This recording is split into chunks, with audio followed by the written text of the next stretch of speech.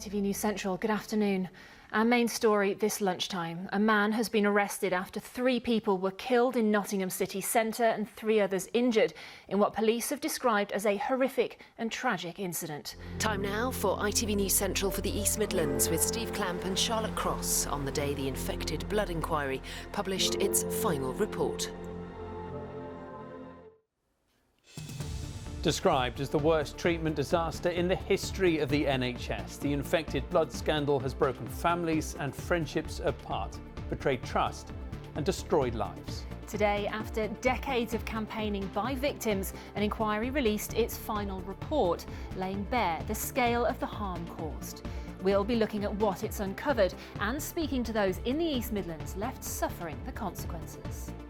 Kalokane had denied murder but admitted manslaughter on the grounds of diminished responsibility, a plea prosecutors accepted because he was suffering from a serious mental illness. His victims' families, though, say Kalokane has got away with murder. Well, we can cross live now to our correspondent Peter Bean outside Nottingham Crown Court. Peter, a day of high emotion. I'm in Stratford-upon-Avon, or more accurately, Stratford-under-Avon, as our bad weather coverage continues. Water levels here have continued to rise throughout the day, posing challenges to homes and businesses. If the question is to be or not to be, the answer, I'm afraid, is not to be, at least for the 2 shows which were scheduled to be held at the Royal Shakespeare Company in Stratford tonight. It's the 2nd night running that they've had to cancel shows because of the rising waters of the River Avon. And if we just come over here, earlier on, myself and my camera crew arrived in Stratford and we were able to walk through this path and over that bridge that you can just see behind me there. That's the pedestrian bridge in Bancroft Gardens. Now, that pathway is completely submerged. Hello, it's Wednesday the 14th of August. I'm Charlotte Cross and here are the latest ITV News headlines. Good evening. We start tonight with the heartbreaking story of a baby boy abused, betrayed and killed by those who should have been protecting him.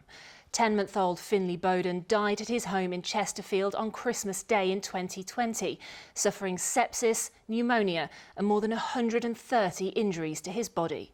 Today, his mother and father were found guilty of his murder. In a Facebook post, he wrote, "Integrity should always come first, and sadly, this has not been the case over the past few days." Now, it follows a raft of resignations at cabinet, ministerial and government level, although Boris Johnson insists he will keep going. So the eastern leg of HS2 is now history, but the western leg from Birmingham to Manchester will still go ahead, as will the entire line from Birmingham to London. And the integrated rail plan has a number of wider implications for public transport across the Midlands as well, and we'll have more on that in just a moment. But first, we've been speaking to people at New Street Station here in Birmingham today to see what they make of the news. ITV News Central can reveal more cases are still coming forward. Well, Charlotte has been reporting on this story for several years now. And Charlotte, what have you found out? Well, Steve, this week I've been speaking to 2 families, both of whom suffered stillbirths this year. So, of course, were not included in that report released in March. Now, they both say they believe if the Trust had given them different treatment, their babies might have survived. Now, they shared their stories and some photographs of their babies after their stillbirths in the hope it might help others. This teddy bear is one of the few things Iona has to remember her son, along with a few photographs taken after baby Jamari was born without a heartbeat. Well, in the election, as you'll have seen, it was absolutely huge. People are furious. Just 3 weeks into the job, the new Environment Secretary told ITV News Central that this is one of his top priorities. Well, rivers like the Wye and the Severn are famously awash with toxic pollution, including raw human sewage. That is unacceptable.